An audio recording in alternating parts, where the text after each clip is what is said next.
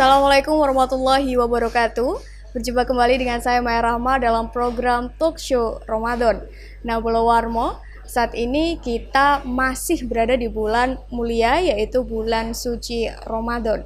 Dan seperti pada hari ini, kita mempunyai tema baru lagi, yang kemarin kita sudah membahas mengenai puasa, namun masih belum secara mendetail. Seperti hal-hal apa saja yang dapat menggugurkan pahala puasa dan bisa tidak menyempurnakan ibadah puasa kita.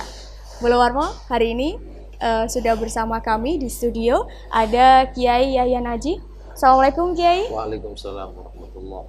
Bagaimana kabarnya hari ini Kiai? Alhamdulillah sehat. Alhamdulillah sehat walafiat. Bolo Warmo, kita pasti mau membahas dulu bagaimana tentang puasa Ramadan. Kiai, hakikat dan tujuan puasa Ramadan untuk sebenarnya itu seperti apa, Kiai? Ya, memang puasa Ramadan itu diwajibkan kepada semua umat Islam. Tujuannya kenapa kita itu kok diwajibkan puasa? Ya sebagaimana yang difirmankan oleh Allah Subhanahu wa taala, kutiba alaikumus syiyam kama kutiba alal ladzina min qablikum la'allakum tattaqun. Puasa itu difardukan pada kamu semua sebagaimana difardukan pada orang-orang sebelum kamu. Tujuannya la'allakum tattaqun, supaya kamu semua itu tetap bertakwa kepada Allah Subhanahu wa taala. Nah, takwa ini adalah yang menjadi satu-satunya syarat supaya orang bisa masuk ke surga, itu syaratnya harus takwa.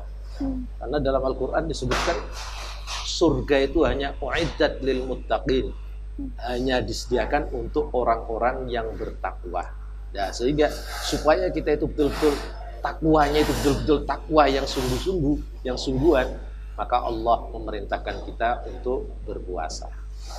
Jadi puasa itu memang diwajibkan pada kita untuk bertakwa kepada Allah. Lalu Kiai, untuk kita sudah berpuasa, namun ternyata puasa kita bisa dibilang sia-sia. Nah, sebenarnya hal-hal apa saja Kiai yang tidak kita ketahui yang bisa menggugurkan pahala puasa kita, Kiai? Oh iya. Gini ya, memang puasa itu macam-macam. Banyakan orang puasa itu hanya sekedar tidak makan dan tidak minum gitu aja. Padahal bukan cuman sekedar itu puasa itu. Dan kembali tadi tujuannya puasa itu supaya bertakwa. Gimana caranya supaya puasa kita itu bisa memberikan atau menjadikan kita itu bertakwa kepada Allah Subhanahu wa taala? Tentunya kita harus bisa melakukan puasa itu dengan sesempurna mungkin. Yaitu bagaimana? Yaitu dengan melaksanakan segala fardu-fardunya dengan sempurna dan menjauhi hal-hal yang bisa menggugurkan pahalanya puasa. Kalau hanya sekedar makan dan minum, dia itu menahan makan dan minum, tapi dia tetap bermaksiat, maka itu bukan puasa yang hakiki. Puasa yang hakiki adalah di samping tidak makan dan tidak minum, dia juga menjauhi hal-hal yang bisa menggugurkan pahalanya puasa. Karena baginda Nabi Muhammad SAW pernah bersabda, kam min shaimin laisa min siyamihi illal ju' wal atas. Banyak sekali orang yang melaksanakan berpuasa, tapi dari puasanya itu tidak mendapatkan apa-apa. Yang dia dapatkan hanya al-ju', lapar, wal atas dan haus. Hanya mendapatkan lapar dan haus saja, sedangkan pahalanya dia tidak mendapatkan apa-apa. Ini sayang sekali orang yang puasa seperti itu.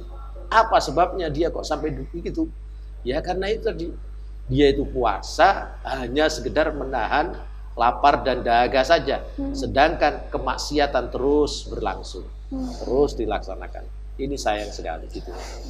Lalu hal-hal apa saja Kiai yang dapat menggugurkan pahala puasa tersebut, Kiai? Ya.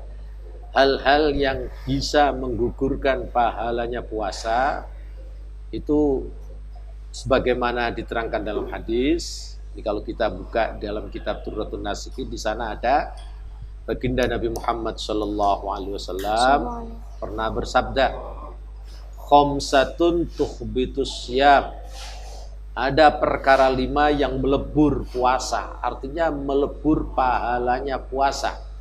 Orang ini kalau melakukan 5 perkara ini, puasanya tidak mendapatkan pahala. Apa itu? Yang pertama al-kadzib, bohong. Ya, ngomong pada temannya, bercerita sesuatu, tapi ternyata semuanya bohong. Nah, ini orang puasa kok bohong, itu tentu puasanya bisa tidak mendapatkan pahala. Nomor 2, al-ghibah. Al-ghibah itu ngerasani. Gosip ya Kiai. Gosip, ngerasani. Ada teman yang dia nggak suka, ya, kemudian diomongkan pada orang lain. Ini namanya ngerasani, menggosip. Ini bisa menggugurkan pahalanya puasa. Kemudian yang nomor 3, wan namimah. An-namimah itu adalah adu domba. Ada si A ngomong jelek tentang si B. Kemudian yang mendengarkan ini menyampaikan kepada si B. Sehingga si B tahu omongan jeleknya si A gara-gara orang ini. Akhirnya sakit hatilah si B pada si A. Nah, ini namanya adu domba. Bisa menciptakan permusuhan di antara si A dan si B. Nah, ini sangat dilarang oleh agama. Bahkan ada dalam keterangan hadis, la yadkhulul jannata nammamun. Orang yang suka mengadu domba itu tidak bisa masuk surga. Naudzubillah. Nah, ini yang ketiga. Kemudian yang keempat yang bisa menggugurkan pahalanya puasa adalah al-yamin al-ghamus, yaitu sumpah palsu. Nah, ini umpama di depan pengadilan. Dia padahal tidak mengetahui kalau terdakwa itu melakukan sesuatu yang dilarang. Dia tidak tahu padahal. Tapi dia tuh berani sumpah di depan hakim bahwa dia mengetahui bahwa terdakwa ini melakukan hal ini, pelanggaran ini. Padahal dia tidak tahu, berani sumpah di depan hakim. Sumpah yang palsu. Ini luar biasa ini. Dosa besar. Orang puasa kalau melakukan hal itu bisa habis pahala puasa. Tak bersisa. Kemudian yang kelima yang bisa menghabiskan pahalanya puasa, menggugurkan pahalanya puasa adalah an-nadhru bisyahwat. Melihat lain jenis bisyahwat dengan suatu syahwat. Syahwat itu rangsangan. Ya, selayaknya orang laki-laki biasanya melihat orang perempuan yang cantik. Ada dalam hati ini terangsang lah ya. Terangsang sehingga dia itu ingin sesuatu yang mestinya tidak diperbolehkan. Ini namanya sudah syahwat. Melihat saja pada orang wanita dengan syahwat itu bisa menggugurkan pahalanya puasa. Apalagi kalau sampai berpegangan, bersentuh-sentuhan, sertai dengan syahwat, habis semua pahalanya puasa. Dan kalau sampai mengeluarkan sperma, otomatis puasanya itu batal. Nih 5 perkara ini supaya dijauhi semua, supaya puasanya itu betul-betul bisa sempurna, dapat pahala yang sempurna. Dan masih ada lagi. Ada tambah lagi. Ada tambahan lagi, sebagian ulama menambahkan juga yang bisa menggugurkan pahalanya puasa, yaitu berbuka dengan makanan yang haram. Nah, siang-siang dapat rezeki yang haram, umpama menipu orang, uang hasil dari tipuan menipu orang kan haram. Kemudian maghrib dipakai untuk berbuka puasa. Bagaimana? Puasanya habis pahalanya. Kemudian masih ada lagi ditambahi oleh sebagian ulama, yaitu berbuka dengan makanan yang halal tapi terlalu banyak, terlalu kenyang, kekenyangan. Mestinya biasanya tuh makan 1 piring sudah cukup. Wah, ini karena puasa ya, langsung makan makanan dihabiskan semua sampai habis 5 piring umpamanya. Sehingga dia itu kekenyangan. Nah, ini juga bisa menggugurkan pahala. menggugurkan pahalanya puasa. Nah, supaya puasa kita itu bisa sempurna, dapat pahala yang sempurna, hendaknya lah perkara-perkara ini dijauhi semuanya gitu. Sehingga pahalanya bisa sempurna. Ya, ke 7 perkara tadi ya Kiai. Iya, 7 perkara tadi memang banyak sekali kita temukan dalam kehidupan kita sehari-hari Bolo Warmo. Nah, saya menyoroti yang ghibah ini Kiai. Ghibah itu menggosip. Kalau seumpamanya kita kebiasaan kan melihat tayangan infotainment seperti itu Kiai, itu kan ada pemberitaan-pemberitaan yang masih belum tentu kebenarannya tentang artis-artis Kiai. Kita ikut menyaksikan bagaimana puasa kita Kiai, apa termasuk di ghibah itu Kiai? Ya, memang begini ya. Memang dikatakan ghibah itu bukan saja orang yang ngerasani yang dapat dosa. Orang yang mendengarkannya itu juga berdosa. Oleh karena itu kalau kita itu melihat berita, ya dilihat aja berita itu. Ini kalau memang berita ini tidak dipertanggungjawabkan kebenarannya, ya, maka sebaiknya kita hindari. Karena itu, ya itu dosa juga itu, gitu loh.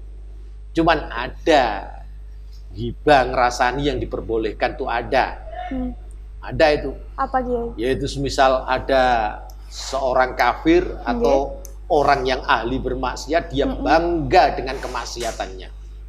Dia memang bangga dengan kemaksiatannya. Dan dia itu tidak malu. Kalau diomongkan oleh orang lain, dia tidak malu, justru bangga. Maka orang yang seperti ini, kita ngomong orang seperti itu supaya tujuannya orang lain tidak meniru kelakuannya orang ini. Itu tidak apa-apa. Semisal dalam Al-Quran banyak. Ya. Dalam Al-Quran tuh ada ngerasani Fir'aun. Bagaimana Fir'aun itu orang yang paling sombong di dunia. Dia itu mengaku sebagai Tuhannya. Kita nggak apa-apa ngerasani Fir'aun. Karena apa? Memang kenyataannya Fir'aun itu orang yang bangga dengan kemaksiatan itu. Nah, demikian pula umpama di zaman sekarang lah, umpama ada orang atau seorang tokoh atau seorang pokoknya dia itu mengerjakan hal-hal yang dia itu bangga dengan perkara itu, padahal perkara itu sebetulnya perkara yang jelek, tapi dia bangga. Nah, kita boleh ngerasani orang itu, tujuannya apa? Supaya orang lain yang kita ajak omong-omongan itu, itu supaya tidak meniru kelakuannya orang yang kita rasani. Itu nggak apa-apa. Bagaimana contoh teroris, Mosi A, yaitu meledakkan dirinya sehingga bisa menewaskan berapa orang. Mereka itu bangga dengan kelakuannya seperti itu. Nah, maka kita pun boleh menceritakan dan menyebut namanya siapa yang melakukan itu. Nah, tujuannya apa? Supaya orang yang kita ajak bicara itu tidak meniru kelakuannya orang yang seperti demikian itu. Lah, ngerasani yang seperti itu tidak apa-apa juga, tidak sampai menggugurkan pahalanya puasa. Gitu. Jadi ada pengecualian tersendiri Bolo Warmo, yaitu ngerasani yang diperbolehkan. Tadi seperti poin yang bilang Kiai. Lalu Kiai ini mengenai melihat lawan jenis dengan syahwat Kiai. Nah ini kan banyak sekali ya yang bisa dilihat dalam kehidupan sehari-hari. Misalkan Kiai, ini ada pengecualian tidak Kiai dengan suami istri Kiai, posisi sebagai suami dan istri gitu. Itu ada pengecualian atau memang ya sama saja seperti itu juga seperti Kiai? Gitu ya. Kalau tentang syahwat ini, ya, bangkitnya nafsu birahi, ya, ini pada siapapun tidak boleh. Kalau pada waktu kita puasa, lawan jenis, bahkan dengan istrinya pun, kalau sudah birahinya itu memuncak, kita harus menghindari. Karena kalau kita terus nuruti, ini juga bisa menghabiskan pahalanya puasa. Apalagi itu orang lain yang bukan istri. Nah, ini pernah terjadi pada Sayyidina Umar, Khalifah Sayyidina Umar. Dulu pernah ada orang yang bertanya pada Sayyidina Umar.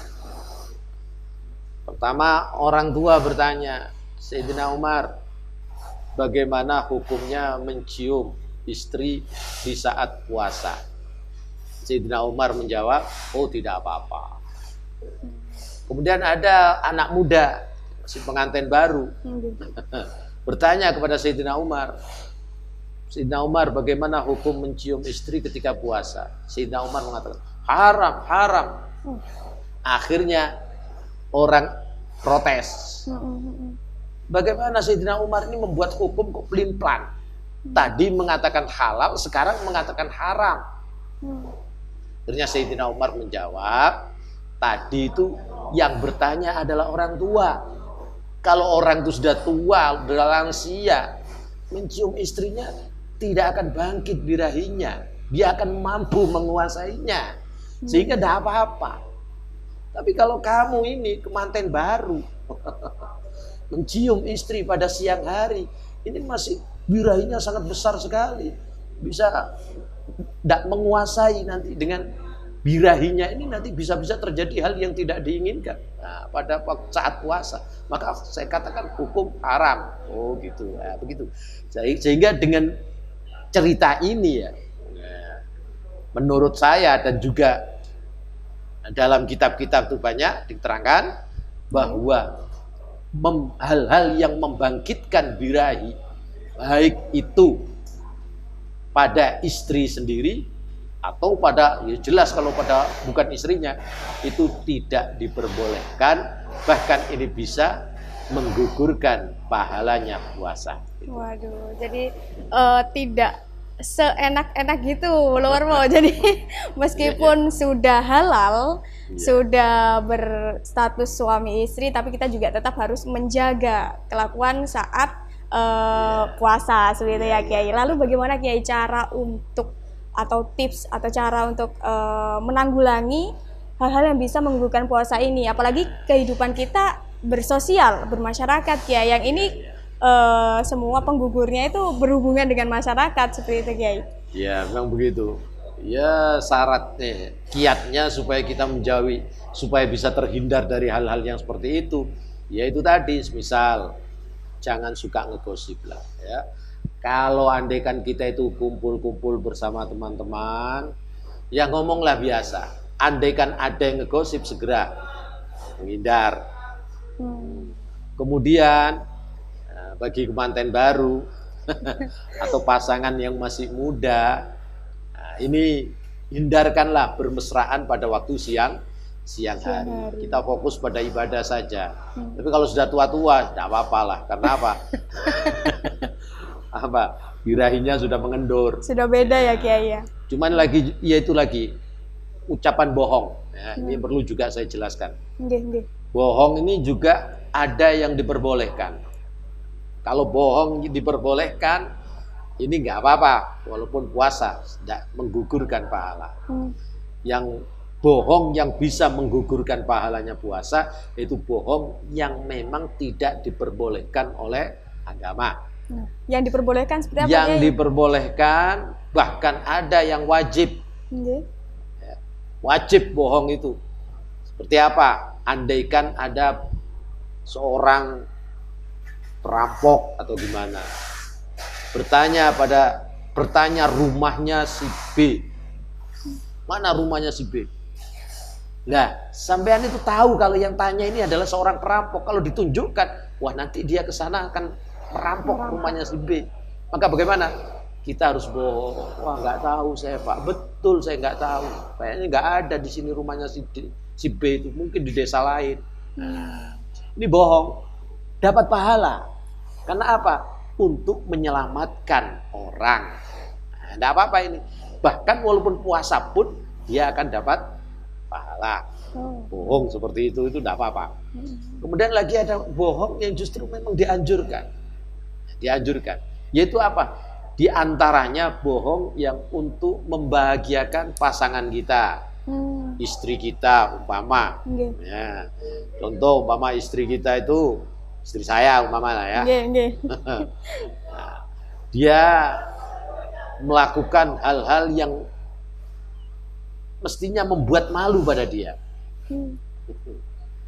Ya maaf, misal umpama dia kentut, umpama lah ini sudah contoh. baunya sangat busuk sekali.